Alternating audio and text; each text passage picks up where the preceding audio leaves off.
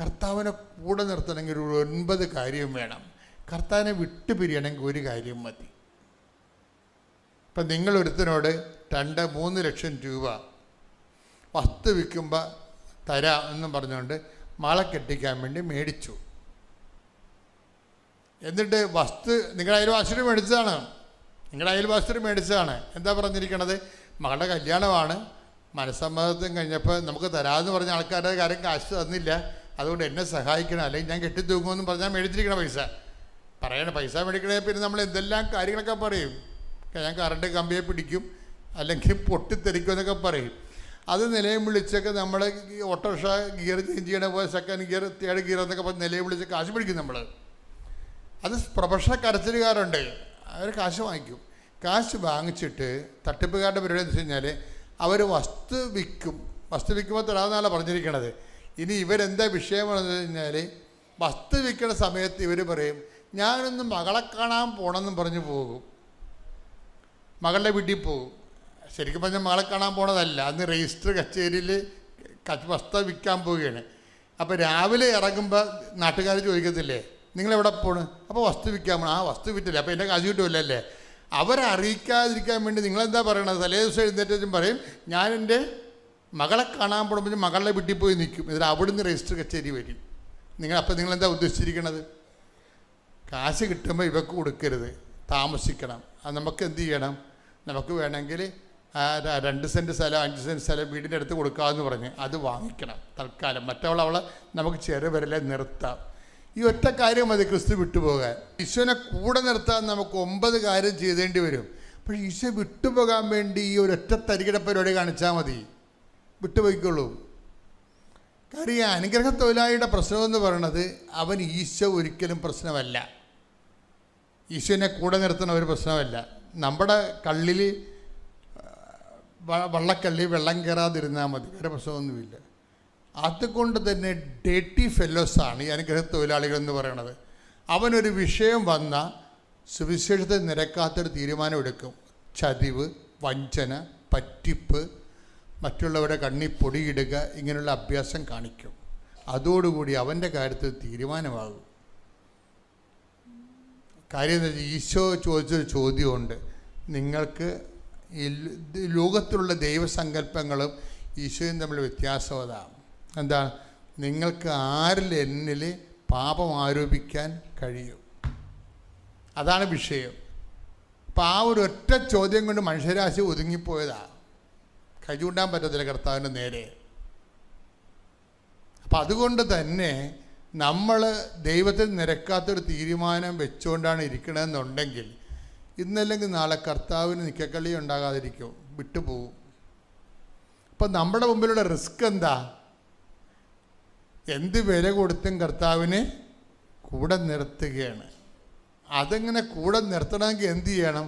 ആ റിലേഷൻ അനുഗ്രഹം ബേസ്ഡ് ആകാതെ റിലേഷൻ കണ്ടിന്യൂ ചെയ്യണം. റിലേഷൻ കണ്ടിന്യൂ ചെയ്തിട്ടാണ് അത്. അങ്ങനെ വരുമ്പോൾ നഷ്ടങ്ങളെല്ലാം നിത്യതയ്ക്കുള്ള മുതലോഹരി വരുമാനം തിരിച്ചടച്ചുകൊണ്ടിരിക്കും നമ്മൾ. നിത്യത ഒരിക്കലും നിങ്ങൾക്കത് സൗജന്യ ദാനമാണെന്ന് ഞാൻ പറയത്തില്ല. സൗജന്യ ദാനമാണെന്ന് ഞാൻ എന്താ കാര്യം വെച്ച് കഴിഞ്ഞാൽ രക്ഷാ നടപടി സൗജന്യമാണ്, കർത്താവ് ഏകപക്ഷീയമായി ചെയ്ത കാര്യമാണ്. പക്ഷെ അത് നമ്മുടെ അക്കൗണ്ടിലേക്ക് വരുന്നത് യേശുക്രിസ്തു ക്രൂശിക്കപ്പെട്ടു പാപത്തിൻ്റെ പരിഹാരം ചെയ്തു. ഇപ്പം ഗവൺമെൻറ് അവർ എടുത്ത ലോണുകളെല്ലാം ഗവൺമെൻറ് നിങ്ങൾ വസ്തുവിനും വിദ്യാഭ്യാസത്തിനും എടുത്ത ലോണെല്ലാം ഗവൺമെൻറ് എടുത്ത് തള്ളിയെന്നും പറഞ്ഞ് ക്യാബിനറ്റ് തീരുമാനം ഉണ്ടാവും. ക്യാബിനറ്റ് തീരുമാനമുണ്ട്. എന്താണ്? ഗവൺമെൻറ് തിരിച്ചടച്ചോളാം, ബാങ്കിൽ നിങ്ങളെടുത്ത കാശ് ഗവൺമെൻറ് അടച്ചോളാം എന്നും പറഞ്ഞ് ക്യാബിനറ്റ് തീരുമാനം ഉണ്ടാവും. അപ്പോൾ നിങ്ങൾ പറയും ഹാപ്പി ആവും. കാര്യം എന്താണ്? നമ്മൾ കൊടുക്കാനുള്ളത് ഗവൺമെൻറ് കൊടുത്തല്ലോ. ഉടനെ പാസ്ബുക്ക് എടുത്തുകൊണ്ട് ബാങ്കിൽ ചെന്നാൽ കിട്ടുമോ? അത് കിട്ടത്തില്ല. അവർ വരെ ഗവൺമെൻറ് തീരുമാനം എടുത്തതേ ഉള്ളൂ, അടച്ചിട്ടില്ലെന്ന് പറയും. അവരുടെ പ്രോസസ്സ് നിങ്ങളുടെ അക്കൗണ്ടിലേക്ക് ആ പൈസ വരണം. യേശു നേടിയെടുത്ത രക്ഷ നമ്മുടെ രക്ഷയ്ക്ക് വേണ്ടി നമ്മുടെ അക്കൗണ്ടിലേക്ക് വരണമെങ്കിൽ എന്ത് ചെയ്യണം? നമ്മൾ വിശ്വാസം അതിൻ്റെ അകത്ത് ഇൻവെസ്റ്റ് ചെയ്യണം. കാര്യം എന്താണ്? ഞാൻ യേശുവിൻ്റെ രക്ഷയിൽ, നേടിയെടുത്ത രക്ഷയിൽ ഞാൻ വിശ്വസിക്കുന്നു എന്ന് പറയണം. ഇപ്പം കത്തോലിക്ക വ്യൂ പോയിൻ്റ് എന്ന് പറയുന്നത് ചുമ്മാ കയറി വിശ്വസിച്ചിട്ട് വല്ലപാട് 5 പെണ്ണുങ്ങളെയും വെച്ച് ജീവിച്ചാതൊന്നും പരിപാടി നടക്കത്തില്ല. അതെന്താ കാര്യം? അവൻ പറയണ പോലെ ചെയ്യണം. അവനെന്താ പറഞ്ഞിരിക്കണത്? ആദ്യം പറഞ്ഞത് എന്താണ്? അനുദപിക്കുക, സുവിശേഷത്തെ വിശ്വസിക്കുക. അതാണ് വിഷയം. ഇതാണ് താക്കോലെന്ന് പറയണത്. യേശു നേടിയെടുത്ത രക്ഷ നമ്മുടെ അക്കൗണ്ടിലേക്ക് വരുന്ന ആദ്യത്തെ താക്കോൽ എന്താണ്? അനുതാപമാണ്. അനുതാപമാണ്. രണ്ടാമത്തെ കേസ് സുവിശേഷത്തെ വിശ്വസിക്കുകയാണ്. സുവിശേഷത്തെ വിശ്വസിക്കുക എന്ന് പറയുമ്പോൾ എൻ്റെ അർത്ഥം നമ്മൾ ആ എഴുതി വച്ചിരിക്കുന്ന കാര്യമെല്ലാം വിശ്വസിക്കുന്നതല്ല. എൻ്റെ അർത്ഥം ഞാൻ രോഗിയായിരുന്നു, നിങ്ങളെന്നെ സന്ദർശിച്ചു. ഞാൻ കാരാഗൃഹവാസിയായിരുന്നു, നിങ്ങളെന്നെ സന്ദർശിച്ചു. എനിക്ക് വിശന്നു, നിങ്ങൾക്ക് ഭക്ഷണം തന്നു. എനിക്ക് ദാഹിച്ചു, നിനക്ക് കുടിക്കുവാൻ തന്നു. കുറേ പണിയുണ്ട്. സുവിശേഷത്തെ വിശ്വസിക്കുക എന്ന് അതാണ് ഉടമ്പടി നിന്ന് കത്താൻ കാര്യം. ലോകത്ത് ഇന്ന് വരെ ഇറങ്ങിയിട്ടുള്ള പ്രാർത്ഥനാ രൂപങ്ങളിലും പ്രവർത്തന രൂപങ്ങളിലും ഏറ്റവും ടോപ്പ് ഉടമ്പടിയായ കാരണം എന്താണ്? ഇത് കർത്താവ് പറഞ്ഞ വാക്കുകളെ അക്ഷരം പ്രതി ജനങ്ങൾ ഏറ്റെടുത്ത് നടപ്പിൽ വരുത്തുകയാണ്. അതിനിടയ്ക്ക് എന്ത് ത്യാഗം സഹിച്ചാലും ശരി, സഹിച്ചുകൊണ്ട് ദൈവം മനുഷ്യരെ സാക്ഷിയായിട്ട് ജീവിക്കണം. കൈയടിച്ച് സ്തുതിക്കട്ടെ. ഹല്ലേലൂയ.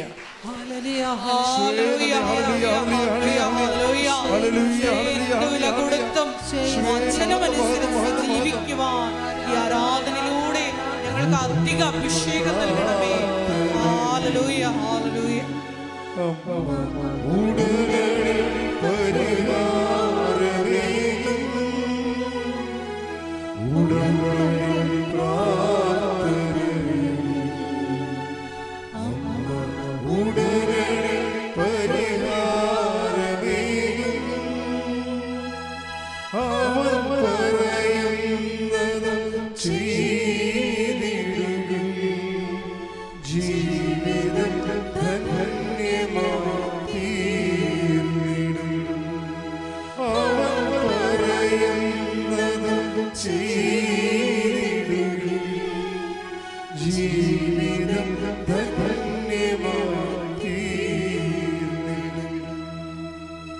പരിശുദ്ധ പരമദിവ്യകാരുണ്യത്തിന് ആരാധനയും സ്തുതിയും പുകഴ്ചയും ഉണ്ടായിരിക്കട്ടെ. പരിശുദ്ധ പരമദിവ്യകാരുണ്യത്തിന് ആരാധനയും സ്തുതിയും പുകഴ്ചയും ഉണ്ടായിരിക്കട്ടെ. പരിശുദ്ധ പരമദിവ്യകാരുണ്യത്തിന് ആരാധനയും സ്തുതിയും പുകഴ്ചയും ഉണ്ടായിരിക്കട്ടെ. ഇതാണ് ഈ സത്യവചനം എന്ന് പറയുന്നതിൻ്റെ കാരണം. ആ കാരണം സത്യവചനം, ആ വചനത്തിൻ്റെ സത്യാവസ്ഥ മാത്രമേ സഭ പഠിപ്പിക്കത്തുള്ളൂ. അല്ലാതെ ലൂതറിനെ പോലെ ഫെയ്ത്ത് എലോൺ സഫിക്സ് എന്ന് പറയും. ലൂതർ എന്തുകൊണ്ടാണ് അങ്ങനെ പറഞ്ഞത്? ലൂതറിന് അങ്ങനെ പറയാനേ പറ്റത്തുള്ളൂ. അയാൾ പൗരോഹിത്യമെന്ന കൂദാശ സ്വീകരിച്ചുകൊണ്ടിരിക്കുമ്പോൾ തന്നെ അയാൾ കല്യാണം കഴിക്കാൻ തീരുമാനിച്ചു. അപ്പോൾ അയാളുടെ അഗ്ലിയായിട്ടുള്ള ജീവിതം കാരണം വിശുദ്ധ പ്രവർത്തികൾ കൂടെ വേണമെന്ന് പറയാൻ അയാൾക്ക് പറ്റത്തില്ല. അതാണ് വിഷയം. അതങ്ങനെ വ്യക്തിപരമായിട്ടുണ്ടാകുന്ന അപാജയങ്ങളെല്ലാം സുവിശേഷത്തിന് പുറത്ത് കെട്ടിവെച്ചിട്ട് തങ്ങളുടെ തെറ്റിന് ജാമ്യം എടുക്കാൻ വേണ്ടി നോക്കിയാൽ ജാമ്യം കിട്ടത്തില്ല. അതുകൊണ്ട് ഇതൊക്കെ സത്യസന്ധമായിട്ട് പഠിപ്പിക്കാനുള്ള സംവിധാനമുണ്ട്. അതാണ് സഭയെന്ന് പറയുന്നത്. മനുഷ്യർക്ക് തെറ്റാത്ത രീതിയിൽ വചനങ്ങൾ പങ്കുവെക്കാൻ കഴിയണം. അതിനെന്ത് ചെയ്യണം? സത്യതിരുസഭ ഇവിടെ നിലനിൽക്കണം. സഭകളങ്ങനെ പലതുണ്ട്. ഓരോരുത്തരും വചനം കേട്ടിട്ട് ഓരോരുത്തരെ ഒരു കൂട്ടായ്മ ഉണ്ടായിക്കൊണ്ട് നടക്കും. അത് ഗ്രൂപ്പുകളെന്ന് പറയുന്നത് നമ്മളെ ക്രിസ്ത്യൻ ഗ്രൂപ്പുകളാണത്. അത് വേറെ ഗ്രൂപ്പൊന്നുമല്ല. ക്രിസ്ത്യൻ ഗ്രൂപ്പുകളൊക്കെ തിരുസഭയല്ല. തിരുസഭയാകണമെന്നുണ്ടെങ്കിൽ സത്യസുവിശേഷം അനാദികാലം വരെ, ആ ചരിത്രാരംഭം മുതൽ തന്നെ കണ്ടിന്യൂ ചെയ്തു വരണം, യാതൊരുവിധ മാറ്റവുമില്ലാതെ. എൻ്റെ കൈവപ്പിലൂടെ നിനക്ക് ലഭിച്ച ദൈവികവരം ഊതിക്കത്തിക്കാൻ പൗലോസ് തിമോത്തിയോട് പറഞ്ഞില്ലേ? അപ്പം കൈവപ്പിലൂടെയാണ് ദൈവികവരം, കുദാശവരം കൈമാറി വരണത്. അതിന് ഒരു ക്രൊണോളജിക്കൽ ഹിസ്റ്റോറിക്കൽ കണ്ടിന്യൂറ്റി ഉണ്ടാകണം. ഒരു സഭകൾക്കും കാത്തലിക് ചർച്ചും അപ്പോസ്റ്റിക് ചർച്ചുകളും അല്ലാതെ ഒരു സഭയ്ക്കും ഹിസ്റ്റോറിക്കൽ കണ്ടിന്യൂറ്റി ഇല്ല. അതുകൊണ്ട് തന്നെ അതൊന്നും സഭകളേ അല്ല. പിന്നെ അവർക്ക് വേണേ പേരൊക്കെ വിളിക്കാവേ. അതുകൊണ്ടാണ് നമ്മൾ സത്യസഭകളും ഗ്രൂപ്പുകളും തമ്മിൽ തിരിച്ചറിയണം. അങ്ങനെയാണ്. ശ്രുതികട ഹല്ലേലൂയ. ഹല്ലേലൂയ ഹല്ലേലൂയ ഹല്ലേലൂയ ഹല്ലേലൂയ ഹല്ലേലൂയ ഹല്ലേലൂയ ഹല്ലേലൂയ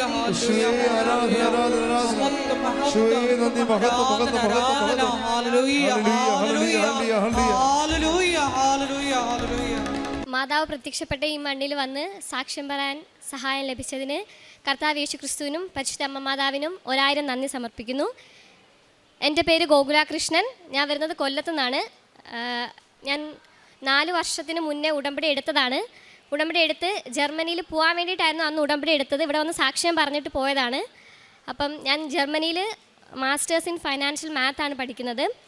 അപ്പം 2021 ജാനുവരിയിലാണ് ഞാൻ ആദ്യമായിട്ട് ഉടമ്പടി എടുക്കുന്നത്. ഉടമ്പടി എടുത്ത സമയത്ത് ഞാനിവിടെ വന്നിട്ട് 6 കാര്യങ്ങൾ വെച്ചതിൻ്റെ കൂട്ടത്തിൽ വെച്ചിട്ടുണ്ടായിരുന്നു. എനിക്ക് ജർമ്മനി പോകണം, അവിടെ പോയി മാസ്റ്റേഴ്സ് പഠിക്കണമെന്നുള്ളത്. അങ്ങനെ ഞാൻ 2021 തന്നെ ജർമ്മനി പോയി ഇപ്പോൾ അവിടെ പഠിച്ചുകൊണ്ടിരിക്കുകയാണ്. കഴിഞ്ഞ വർഷം ഞാൻ വീണ്ടും വന്നിട്ട് ഉടമ്പടി പുതുക്കിയിട്ടുണ്ടായിരുന്നു. ഉടമ്പടി പുതുക്കിയ സമയത്ത് ഞാൻ പറഞ്ഞിരുന്നത് എനിക്ക് ജർമ്മനി തന്നെ ഒരു കമ്പനിയിൽ ജോലി കിട്ടാൻ വേണ്ടിയിട്ടായിരുന്നു ഞാൻ വെച്ചിരുന്നത്. കാര്യം ജർമ്മനി പഠിക്കുന്നത് വെച്ചാൽ നമ്മൾ പാർട്ട് ടൈമും ചെയ്യും, അതിൻ്റെ കൂടെ മാസ്റ്റേഴ്സും പഠിക്കും. അപ്പം ഞാൻ ചെന്ന സമയത്ത് ഞാൻ ചെയ്തിരുന്നതെല്ലാം റെസ്റ്റോറൻറ്റ്സിലായിരുന്നു വർക്ക് ചെയ്തിരുന്നത്. മക്ഡൊണാൾഡ്സ് അങ്ങനത്തെ ഓരോ ആമസോൺ അങ്ങനെ കുറച്ചുകൂടി കഷ്ടപ്പാടുള്ള ജോലിയായിരുന്നു. അപ്പോൾ ഞാൻ ഓരോ വട്ടം വർക്കിന് പോകുമ്പോഴും മാതാവിനോട് പ്രാർത്ഥിക്കും, എനിക്ക് ജോലി ചെയ്യാൻ പറ്റത്തില്ല, എനിക്കൊരു ഫ്യൂച്ചറുള്ള ജോബല്ല ഇത്, നാളെ എനിക്കൊരു എക്സ്പീരിയൻസ് ഉണ്ടാവില്ല. അപ്പോൾ എനിക്ക് കുറച്ചുകൂടി എക്സ്പീരിയൻസ് കിട്ടുന്ന ഏതെങ്കിലും ഒരു ഇൻ്റർനാഷണൽ കമ്പനിയിൽ എനിക്ക് ജോബ് കിട്ടിയേ പറ്റൂ, എനിക്ക് എക്സ്പീരിയൻസ് ഇല്ല എന്നാലും എനിക്ക് കിട്ടിയേ പറ്റൂ എന്ന് പറഞ്ഞിട്ട് ഞാൻ ഇവിടെ വന്ന് വീണ്ടും ഉടമ്പടി പുതുക്കി. എന്നിട്ട് ഞാൻ തിരിച്ചു പോയിട്ട് കഴിഞ്ഞ വർഷം വീണ്ടും അപ്ലൈ ചെയ്തു. അതിന് മുന്നേ ഒരു സംഭവം ഉണ്ടായിട്ടുണ്ടായിരുന്നു. ഞാൻ ജർമ്മനി ചെന്നതിന് ശേഷം ഞങ്ങൾക്ക് അവിടെ ഒരു പ്രീ റിക്വസ്റ്റ് ഉണ്ടായിരുന്നു. എന്ന് വെച്ചാൽ അവിടെ 2 എക്സാംസ് ഉണ്ട്, മസ്റ്റായിട്ട് എഴുതേണ്ട എക്സാംസാണ്. അത് പാസ്സായാൽ മാത്രമേ നമുക്കവിടെ മാസ്റ്റേഴ്സ് കണ്ടിന്യൂ ചെയ്യാൻ പറ്റൂ. ജർമ്മനിയിലെ സ്കെയിൽ എന്ന് വെച്ചാൽ 1 to 5 ആണ്. 5 എന്ന് വെച്ചാൽ ഫെയിലായെന്നും 1 എന്ന് വെച്ചാൽ ഹയസ്റ്റ് സ്കോർ എന്നുമാണ്. അപ്പോൾ ഞാൻ ആദ്യം എഴുതിയ എക്സാംസിനൊക്കെ ഞാൻ ഫെയിൽ ആവുമായിരുന്നു. എല്ലാത്തിനും എനിക്ക് 5 ആയിരുന്നു. എപ്പോഴും പരീക്ഷയ്ക്ക് എഴുതിയ തോക്കുമായിരുന്നു. എപ്പോഴും എക്സാം എഴുതുന്നു, കരച്ചിൽ. എനിക്ക് ജർമ്മനി പറ്റത്തില്ല, എനിക്ക് തിരിച്ചു പോകണം, ആ ഒരു കണ്ടീഷനായിരുന്നു. ആ ഒരു ഇടയ്ക്ക് ഇവിടെ വന്നു പ്രാർത്ഥിച്ച് ഉടമ്പടി എടുത്തെങ്കിലും ജർമ്മനി ചെന്ന് കഴിഞ്ഞിട്ട് ഭയങ്കര ഉഴപ്പായിരുന്നു. പിന്നെ ഞാൻ ഉടമ്പടി നോക്കത്തില്ലായിരുന്നു. ഫ്രണ്ട്സ് ഭയങ്കര ചില്ലിങ്, ഭയങ്കര വൈബ്, ആ ഒരു രീതിയിലായിരുന്നു. എന്നിട്ട് ഞാൻ വീണ്ടും ഉടമ്പടി 2ാമത് പുതുക്കിയിട്ട് എക്സാംസ് എഴുതാൻ പോയി. പിന്നെ എഴുതിയ എക്സാംസിനൊക്കെ ഭയങ്കര ടോപ്പായിരുന്നു. എനിക്കായിരുന്നു എന്താ പറയുക, ഒരു ജർമ്മൻ യൂണിവേഴ്സിറ്റിയിൽ കുറേ ഇൻ്റർനാഷണൽ സ്റ്റുഡൻസ് പഠിക്കുന്നിടത്ത് ഞാൻ എഴുതിയ എല്ലാ എക്സാംസിനും 95% എബോ ആയിരുന്നു. അതേ ഡിപ്പാർട്ട്മെൻറ്റിൽ തന്നെ മാത്ത് ഡിപ്പാർട്ട്മെൻറ്റിൽ ആദ്യം എഴുതിയ എക്സാംസിനൊക്കെ ഫെയിലായ ഒരു രീതിയിൽ അറിഞ്ഞിരുന്ന ഞാൻ ഏറ്റവും ടോപ്പ് എന്ന രീതിയിൽ ഡിപ്പാർട്ട്മെൻറ്റ് അറിയാവുന്ന അത്രയും രീതിയിൽ കർത്താവിനെ ഉയർത്തി. കാര്യം ഓരോ വട്ടം എക്സാംസിന് പോകുമ്പോൾ ഞാൻ പ്രാർത്ഥിക്കുമായിരുന്നു, ദൈവമേ 3 ദിവസത്തിന് ശേഷം നിന്നെ ഉയർത്തിയ കർത്താവ് ഈ പരീക്ഷയ്ക്ക് തോറ്റുപോയ എന്നെ ഉയർത്താൻ സാധിക്കില്ലേ, നീ ഉയർത്തുമ്പോൾ ഞാൻ ഉറച്ച് വിശ്വസിക്കുന്നു എന്ന് പറഞ്ഞ് കാശുരൂപം കൈപ്പിടിച്ചിട്ട് ഞാൻ എക്സാംസിന് വീണ്ടും പ്രത്യാശയോടുകൂടി പോയി എക്സാംസ് എഴുതി. പിന്നെ എഴുതി ഓരോ എക്സാംസിനും എനിക്ക് പിന്നെ തിരിഞ്ഞ് നോക്കേണ്ട വന്നിട്ടില്ല. എല്ലാ എക്സാംസിനും ഞാൻ തന്നെ ആയിരുന്നു ടോപ്പ്. പിന്നെ കഴിഞ്ഞ വർഷം ഞാൻ വീണ്ടും ജോബിന് അപ്ലൈ ചെയ്യാൻ തുടങ്ങി.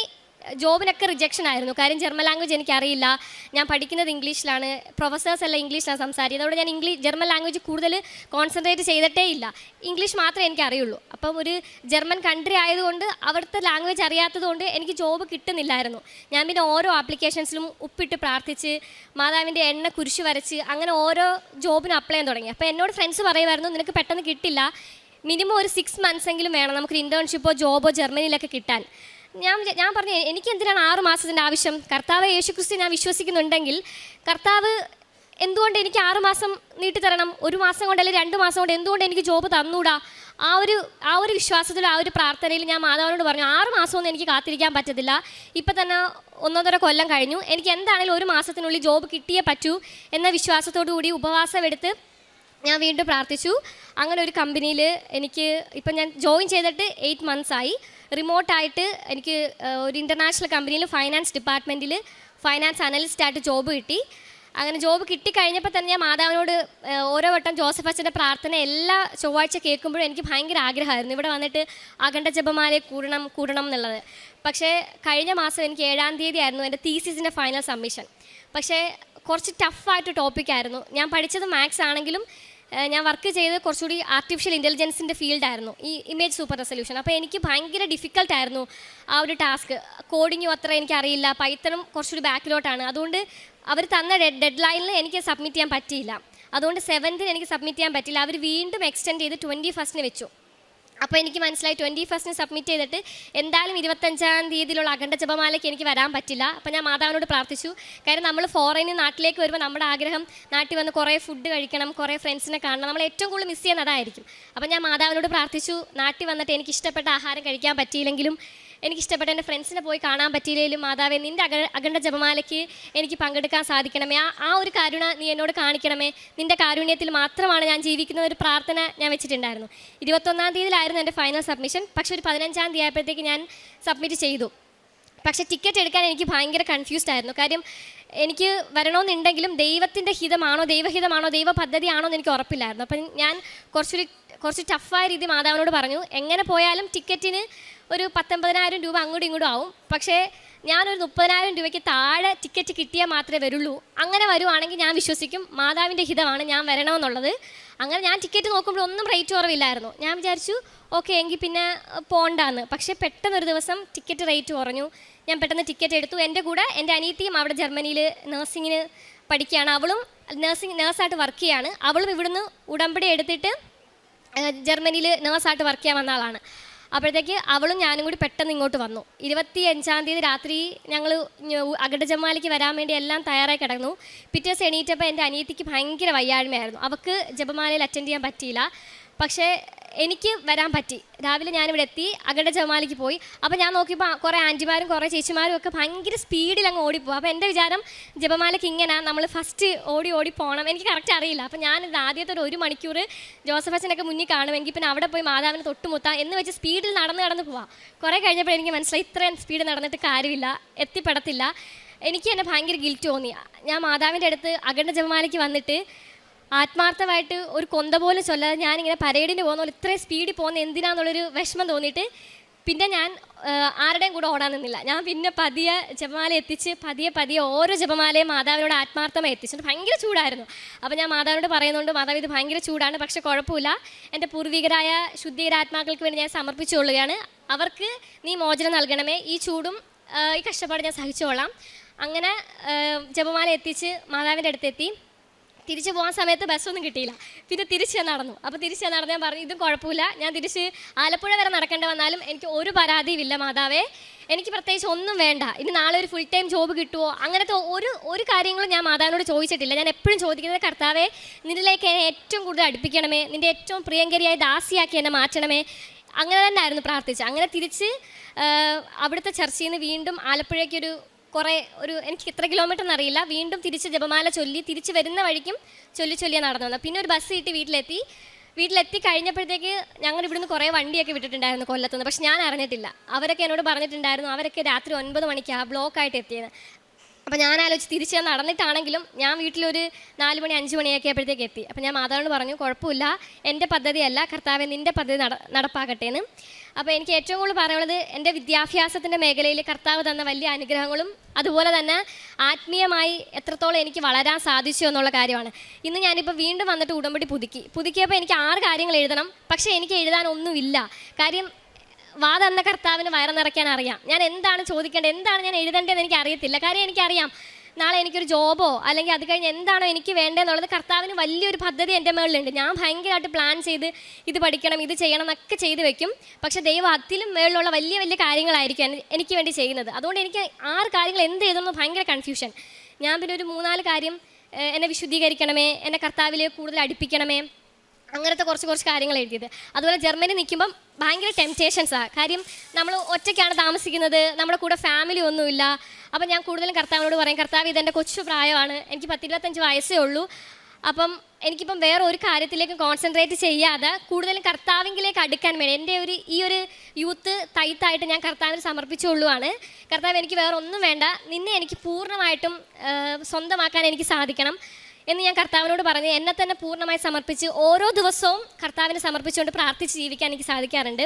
പിന്നെ ജർമ്മനിയിൽ ഞങ്ങൾ എല്ലാ ഞായറാഴ്ചയും ഹോളി മാസിന് കൂടാറുണ്ട്. അപ്പം അവിടെയുള്ള ക്രിസ്ത്യൻസ് എപ്പോഴും എന്നോട് പറയും, നീ ഹിന്ദുവാണ്, നിൻ്റെ ഈ വിശ്വാസവും നിൻ്റെ ഈ പ്രാർത്ഥന കാണുമ്പം അവർക്ക് തന്നെ അത്ഭുതം തോന്നും, അവരൊന്നും കർത്താവിന് വേണ്ടി ചെയ്യുന്നില്ലല്ലോ. അങ്ങനെയൊക്കെ അവർ പറയുമ്പം എനിക്ക് ഭയങ്കര സന്തോഷം തോന്നും. ഒന്നുമില്ലെങ്കിലും കർത്താവ് എന്നെ തിരഞ്ഞെടുത്തല്ലോ, അതിലെനിക്ക് ഭയങ്കര സന്തോഷമുണ്ട്. പിന്നെ കഴിഞ്ഞ മാസം ഞാൻ വന്നിട്ട് ഓരോ വീടുകളിലും കൊണ്ട് പത്രം കൊടുത്തു. കൂടുതലും ഹിന്ദുസിൻ്റെ വീട്ടിലാണ് കൊണ്ടു കൊടുത്തത്.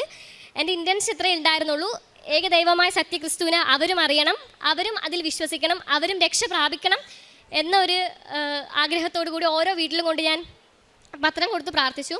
പിന്നെ കാരുണ്യ പ്രവൃത്തിയായിട്ട് ചെയ്യുന്നത്, എനിക്ക് എല്ലാ മാസവും കിട്ടുന്ന സാലറിയുടെ 10% ഞാൻ എപ്പോഴും മാറ്റി വയ്ക്കാറുണ്ട്. ഒരു 10,000 രൂപ അടുപ്പിച്ച് എല്ലാ മാസവും ഞാൻ കാരുണ്യ പ്രവൃത്തിക്കായിട്ട് മാറ്റി വയ്ക്കാറുണ്ട്. ചില മാസങ്ങളിൽ ചിലപ്പം ഹോളി മാസം ആയിരിക്കും ചെയ്യുക. ഒരു ഹോളി മാസം 250 രൂപ അങ്ങനെ കണ്ട. അപ്പം ഒരാഴ്ച 2 ഹോളി മാസം വെച്ച് ചിലപ്പം ഒരു വർഷത്തെ മുഴുവൻ ചെയ്യും. അല്ലെങ്കിൽ പൈസ മാറ്റി വെച്ചിട്ട് നാട്ടിൽ വരുമ്പം ഈ പാവപ്പെട്ട കുറേ ആൾക്കാരെ നമ്മൾ കാണുമല്ലോ, അവർക്ക് എപ്പോഴും പൈസ ആയിട്ട് കൊടുക്കും. ഞങ്ങളുടെ അവിടെ തന്നെ ഒരു ചേച്ചി ഹസ്ബൻഡ് മരിച്ചുപോയി, വിധവയായി. അപ്പോൾ അങ്ങനെയുള്ളവർക്ക് കൂടുതലും പൈസ ആയിട്ടായിരിക്കും അങ്ങനെയാണ് കാരുണ്യ പ്രവർത്തികൾ കൂടുതൽ ചെയ്യാൻ പറ്റുന്നത്. പിന്നെ വേറൊരു സംഭവം, ഞാൻ മാതാവിനോട് എപ്പോഴും ചോദിക്കും, മാതാവേ, നിൻ്റെ സ്വന്തം പുത്രൻ ഇങ്ങനെ മരിച്ചു കിടന്നപ്പം നിനക്ക് കർത്താവിനോട് ഒരു പരാതി പോലും പറയാതെ ഇങ്ങനെ കർത്താവിനെ സ്നേഹിച്ചുകൊണ്ട് കർത്താവിൻ്റെ ദാസിയായിട്ട് നിനക്ക് എങ്ങനെ ഇങ്ങനെ നിൽക്കാൻ സാധിച്ചു? എനിക്കത് മനസ്സിലാവുന്നില്ല. എനിക്ക് ഭയങ്കര അത്ഭുതമായിട്ട് തോന്നുക. എനിക്കാണെങ്കിൽ ഒരിക്കലും അംഗീകരിക്കാൻ പറ്റത്തില്ല. എനിക്ക് പ്രിയപ്പെട്ട ആരെങ്കിലും എൻ്റെ മുന്നിൽ മരിച്ചു കിടക്കുമ്പം എന്നിട്ടും കർത്താവിലേക്ക് വിശ്വസിക്കാൻ എനിക്കൊരിക്കലും സാധിക്കത്തില്ല. അങ്ങനെ ഞാൻ മാതാവിനോട് ചോദിക്കുമായിരുന്നു, എങ്ങനെയാണ് മാതാവ് നിനക്ക് ഇത്രയും ശാന്തമായിരിക്കാൻ പറ്റുന്നതെന്ന്. ഞാൻ ജർമ്മനിയിൽ നിന്ന് തിരിച്ച് വീട്ടിൽ വന്നപ്പോഴത്തേക്ക് എൻ്റെ അച്ഛൻ കുടിച്ചിട്ട് ഭയങ്കര ഫിറ്റായിട്ട് നിൽക്കുന്നു. അത് കണ്ടപ്പോൾ ഞാനങ്ങ് തകർന്നു പോയി. അച്ഛന് ഞാൻ നാട്ടിൽ വന്ന് എന്നെ ഒന്ന് കാണണമെന്ന് പറഞ്ഞ് നിൽക്കേണ്ട അച്ഛൻ എങ്ങനെ തോന്നി കുടിച്ചിട്ട് ഇങ്ങനെ. അച്ഛൻ ഭയങ്കര സ്നേഹമാണ്, പക്ഷേ എന്നാലും അച്ഛൻ കുടിച്ചിട്ട് വന്ന് നിന്നപ്പോൾ ഞാനങ്ങ് തകർന്നു പോയി.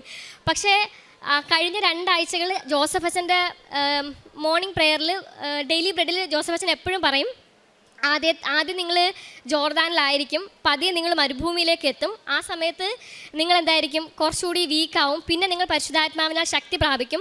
ശരിക്കും ആ ഒരു ലൈഫായിരുന്നു എനിക്ക്. എൻ്റെ അച്ഛൻ വീട്ടിലെ പ്രശ്നങ്ങളൊക്കെ വന്നപ്പം ഞാൻ ജർമ്മനി നാട്ടിൽ വന്നെങ്കിലും ഒരാഴ്ച 2 ആഴ്ചയോളം വീട്ടിൽ ഇരുന്ന് കരച്ചിൽ തന്നെ ആയിരുന്നു. കാര്യം അച്ഛൻ ഇങ്ങനെ ഇരിക്കുന്നു, അമ്മയ്ക്ക് തീരെ വയ്യ, അപ്പം ലീവിന് വന്നതല്ലേ, എന്നിട്ടും കർത്താവിനോട് ഒരു വാക്ക് പോലും പരാതി ഞാൻ പറഞ്ഞില്ല. കർത്താവിനെ ലീവിന് വന്നതല്ലയോ. അപ്പോഴാണ് എനിക്ക് ശരിക്കും മനസ്സിലായത് പരിശുദ്ധ അമ്മ മാതാവ് എത്രത്തോളം പരിശുദ്ധാത്മാവിനാൽ നിറഞ്ഞിട്ടുണ്ടായിരിക്കും എന്നുള്ളത്. അങ്ങനെ ഒത്തിരി കർത്താവിലേക്ക് പരിശുദ്ധാത്മാവിൽ നിറഞ്ഞ് ദൈവത്തിലേക്ക് അടുക്കാനുള്ള വലിയ കൃപ അമ്മ മാതാവിൻ്റെ ഉടമ്പടി വഴി എനിക്ക് കിട്ടി. അതുപോലെ ഏത് പരീക്ഷയ്ക്ക് പോയാലും എവിടെ പോയാലും എൻ്റെ ലാപ്ടോപ്പൊക്കെ ഫുൾ ഇങ്ങനെ എണ്ണ വെച്ച് ഇങ്ങനെ വരച്ചുകൊണ്ടിരിക്കും. എപ്പോഴും വിശ്വാസ പ്രമാണം ചൊല്ലി ഉപ്പിട്ടുകൊണ്ടിരിക്കും. എൻ്റെ അച്ഛൻ ഹിന്ദുവാണ്, അമ്മയും ഹിന്ദുവാണ്. അമ്മ വിശ്വാസിയാണ്, അമ്മ ഉടമ്പടി എടുത്തിട്ടുണ്ട്, പക്ഷേ അച്ഛൻ അത്ര വിശ്വാസിയല്ല. അപ്പം ഞാൻ പള്ളിയിൽ പോവുകയാണെങ്കിലും ഹോളി മാസിന് പോവുകയാണെങ്കിലും അച്ഛൻ എപ്പോഴും പറഞ്ഞു, എന്തിനാണ് എപ്പോഴും പള്ളിയിൽ പോകുന്നത്, എല്ലാ ദൈവവും ഒരുപോലല്ലേ, അങ്ങനെയൊക്കെ അച്ഛൻ പറയും. അപ്പം ഞാൻ കർത്താവിനോട്, പക്ഷെ എനിക്ക് പരാതി പറയാൻ തോന്നിയില്ല. ഇങ്ങനൊരു സാഹചര്യത്തിലാണെങ്കിലും എൻ്റെ ഹൃദയത്തിലെ വിശ്വാസം അടിച്ചുറപ്പിച്ച രീതിയിൽ കർത്താവ് തന്നതിൽ എനിക്ക് ദൈവത്തോട് ഒത്തിരി നന്ദിയുണ്ട്. അതുപോലെ തന്നെ എനിക്കിപ്പം അടുത്ത ഓരോ വർഷം കൂടുന്തോറും ഓരോ ന്യൂ ഇയർ ആകുമ്പം താങ്ക്സ് ഗിവിംഗ് എന്ന് പറയുന്നൊരു പരിപാടിയുണ്ട്. നമ്മൾ രാത്രി 12 മണിക്ക് എല്ലാവരും കൂടി ഇരുന്നിട്ട് പ്രാർത്ഥിക്കുന്ന ഒരു സംഭവമുണ്ട്. കഴിഞ്ഞ വർഷം ദൈവം തന്ന എല്ലാ അനുഗ്രഹങ്ങൾക്കും ഓരോ വർഷവും ദൈവം തന്ന അനുഗ്രഹങ്ങൾ ഓർത്ത് കൂടുതൽ നന്ദി പറയാനേ ഉള്ളൂ. അപ്പം ഞാൻ കർത്താവിനോട് പ്രാർത്ഥിക്കും, കർത്താവെ, ഈ വർഷം ന്യൂ ഇയറിന് അനുഗ്രഹത്തേക്കാൾ കൂടുതൽ ഞാൻ നിന്നോട് കൂടുതൽ അടുത്തു എന്ന് എനിക്ക് പറയത്തക്ക വിധം കുറേ അനുഭവങ്ങൾ തരണേ എന്ന് പറഞ്ഞ് ഞാൻ പ്രാർത്ഥിക്കാറുണ്ട്. അപ്പോൾ ഇത്ര അനുഗ്രഹങ്ങൾ തന്നതിനും നിങ്ങളുടെയൊക്കെ മുന്നിൽ വന്ന് ഇത്രയും സംസാരിക്കാൻ പറ്റിയതിൽ ഒത്തിരി സന്തോഷമുണ്ട്. ഞാൻ വന്ന് പറയും മുന്നേ ഞാൻ ആലോചിച്ച് എന്ത് ഞാൻ പറയും, ഞാൻ ഒട്ടും പ്രിപ്പയർഡ് അല്ല. ഓരോ ചേച്ചിമാർ പേപ്പറിലൊക്കെ എന്ത് പറയേണ്ടതെന്ന് എഴുതി വെച്ചിട്ടുണ്ട്, ഞാൻ ഒന്നും എഴുതി വെച്ചിട്ടില്ല, എന്താ അവിടെ പോയി പറയാനെന്ന് ചിന്തിച്ചു. പിന്നെ ഞാൻ വിചാരിച്ചു, നീ എന്താണ് പറയേണ്ടതെന്നുള്ളത് തക്ക സമയത്ത് പരിശുദ്ധാത്മാവ് നിനക്ക് ജ്ഞാനം തരും. അതുകൊണ്ട് നീ ഒട്ടും ആശങ്കപ്പെടേണ്ട ആവശ്യമില്ല. ആ ഒരു വചനം എൻ്റെ മനസ്സിൽ ഇങ്ങനെ പറഞ്ഞിട്ട് ഞാൻ ഇരിക്കുകയായിരുന്നു. അതുപോലെ തന്നെ എല്ലാ ആഴ്ചയും ഞാൻ എൻ്റേതായ രീതിയിൽ കുഞ്ഞു പ്രേയേഴ്സ് എഴുതിയിട്ട് ഞങ്ങളുടെ അവിടുത്തെ ഗ്രൂപ്പിൽ ഞാൻ അയക്കാറുണ്ട്. അതുപോലെ ഞാൻ എഴുതിയൊരു പ്രേയറാണിത്. Oh my God, as you loved your beloved son Jesus, as you loved your David, as you loved Abraham, please love us and let us unfit for the world, let us fit for your plans. And sometimes we are too late for our works, but we never ever be late to praise you or worship you. Amen. Praise the Lord. എൻ്റെ പേര് വിമല. ഞാൻ നെയ്യാറ്റിൻകരയിൽ നിന്നാണ് വരുന്നത്. ഞാൻ ഇവിടെ ഉടമ്പടി എടുത്തത് 5/10/2022 ഉടമ്പടി എടുക്കാനുണ്ടായ കാരണമെന്ന് പറഞ്ഞത്, എൻ്റെ ഈ മകന് 7 വർഷമായി ഒരു വയറുവേദന ഉണ്ടായിരുന്നു. വയറുവേദന എന്ന് പറഞ്ഞാൽ അവൻ രാവിലെ എണീറ്റ് വന്ന ഉടനെ അവൻ വയറുവേദന എടുത്ത് കരയുമായിരുന്നു. അവന് 7 വയസ്സ് മുതൽ തുടങ്ങിയതാണ്. ഇപ്പോൾ അവന് 20 വയസ്സായി. അങ്ങനെ അവന് വയറുവേദന എടുത്ത് കരയുമ്പോൾ ഞാൻ പലപ്പോഴും പറയും, സ്കൂളിൽ പോകാൻ മടിച്ചാണ് ഇവൻ വയറുവേദന എടുത്ത് കരയുന്നതെന്ന് പലരും പറയുമായിരുന്നു. അങ്ങനെ ഞാൻ ഒരു ദിവസം യൂട്യൂബ് ഇങ്ങനെ നോക്കിക്കൊണ്ടിരുന്നപ്പോൾ അതിൽ കൃപാസനത്തിലെ സാക്ഷികൾ കാണുവാനിടയായി. അങ്ങനെ ആദ്യം ഒരു ദിവസം ഞാൻ ഒരു സാക്ഷ്യം കണ്ടു.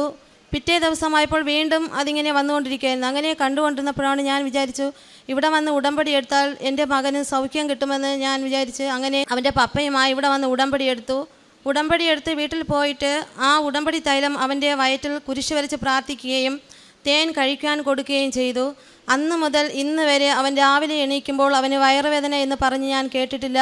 അവന് പൂർണ്ണ സൗഖ്യം പരിശുദ്ധ അമ്മയും ഈശോയും അവന് നൽകി. രണ്ടാമതായുള്ള സാക്ഷ്യമെന്ന് പറയുന്നത്, ഇവൻ എറണാകുളത്ത് പഠിക്കുകയായിരുന്നു. അവിടെ വെച്ച് അവനൊരു ആക്സിഡൻ്റ് ഉണ്ടാവുകയും ഇവൻ സഞ്ചരിച്ച ബൈക്ക് വേറൊരു ബൈക്കുമായി കൂട്ടിയിടിച്ച് അവിടെ വെച്ച് അവർ ഹോസ്പിറ്റലിൽ എത്തിക്കുകയും ഞങ്ങളെ വിളിച്ചറിയിക്കുകയും ഞങ്ങൾ ഇവിടെ നിന്ന് അവിടെ എത്തുമ്പോഴേക്കും പല പല പ്രശ്നങ്ങൾ പറഞ്ഞായിരുന്നു അവന്. ഞങ്ങളിങ്ങനെ ട്രെയിനിൽ യാത്ര ചെയ്തുകൊണ്ടിരിക്കുമ്പോൾ തന്നെ അപ്പോഴപ്പോഴാ ഫോൺ വരുമായിരുന്നു, അവന് ഒപ്പിട്ട് കൊടുക്കണം, അവന് ഓപ്പറേഷൻ ചെയ്യേണ്ടി വരും, അങ്ങനെ പല രീതിയിൽ ഇങ്ങനെ പറയുന്നുണ്ടായിരുന്നു. അപ്പോൾ ഞാൻ അമ്മയുടെ കാശി രൂപം എടുത്ത് കയ്യിൽ മുറുകെ പിടിച്ചുകൊണ്ട് പ്രാർത്ഥിച്ച്, പരിശുദ്ധ അമ്മ മാതാവേ, എൻ്റെ പൈതലിന് ഒന്നും സംഭവിക്കരുത്, ഞാൻ അമ്മയുടെ നടയിൽ അവനെയും കൊണ്ടുവന്ന് സാക്ഷ്യം പറയാമെന്ന് ഇങ്ങനെ പ്രാർത്ഥിച്ചുകൊണ്ടേയിരുന്നു. അപ്പം എൻ്റെ മനസ്സിലിങ്ങനെ പറയുന്നുണ്ടായിരുന്നു, അവന് ഒന്നും സംഭവിക്കില്ല എന്ന്.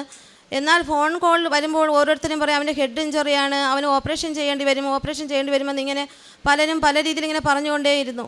ഞങ്ങൾ ഹോസ്പിറ്റലിൽ എത്തി അവിടെ നിന്ന് ഡോക്ടറോട് പറഞ്ഞു, എനിക്ക് എൻ്റെ മോനെ കാണണമെന്ന് പറഞ്ഞപ്പോൾ പറഞ്ഞു, അവനെ നോക്കുന്ന ഡോക്ടർ ഇവിടെ ഇല്ല, ആ ഡോക്ടർ വന്നാലേ ഞങ്ങൾക്ക് നിങ്ങളെ കാണിക്കുവാൻ പറ്റുകയുള്ളൂ എന്ന് പറഞ്ഞു. അങ്ങനെ ആ ഡോക്ടർ ഞങ്ങളെ റൂമിൽ വിളിച്ച് ഞങ്ങൾക്ക് കൗൺസിലിംഗ് തന്നിട്ട് പറഞ്ഞു, അവന് വേറെ കുഴപ്പമൊന്നുമില്ല, പക്ഷേ അവന് ഹെഡ് ഇഞ്ചുറി ഉണ്ട്, അവന് ഇൻറ്റേർണൽ ബ്ലീഡിംഗ് ഉണ്ട്, പക്ഷേ അവന് ഓർമ്മ ഇപ്പോഴില്ല. അപ്പോൾ ഞങ്ങൾ ചോദിച്ചു, ഡോക്ടറെ എപ്പോഴും അവൻ്റെ ഓർമ്മ തിരികെ വരുമെന്ന് ചോദിച്ചാൽ പറഞ്ഞു, അത് ഞങ്ങൾക്ക് പറയാനില്ല, ലോകത്തെല്ലാ മരുന്നും കണ്ടുപിടിച്ചിട്ടുണ്ട്, പക്ഷേ ഓർമ്മ പോയാൽ തിരികെ വരുന്ന മരുന്ന് ഇതുവരെയും കണ്ടുപിടിച്ചിട്ടില്ല, അതുകൊണ്ട് നിങ്ങൾ പ്രാർത്ഥിക്കണം. ചിലപ്പോൾ അവന് 2 മാസമാകാം, 6 മാസമാകാം, ചിലപ്പോൾ 1 വർഷമാകാം അവൻ്റെ ഓർമ്മ തിരികെ വരാം, ചിലപ്പോൾ വരാതെയും ഇരിക്കാം എന്നിങ്ങനെ പറഞ്ഞു. ഞാൻ പരിശുദ്ധമ്മയുടെ കാശിരൂപം മുറുകെ പിടിച്ചുകൊണ്ട് ഇങ്ങനെ പ്രാർത്ഥിച്ചുകൊണ്ട് നിന്നു. അങ്ങനെ കുറച്ച് കഴിഞ്ഞപ്പോൾ മോനെ കാണുവാൻ വേണ്ടി എന്നെ അങ്ങ് റൂമിലേക്ക് കയറ്റി.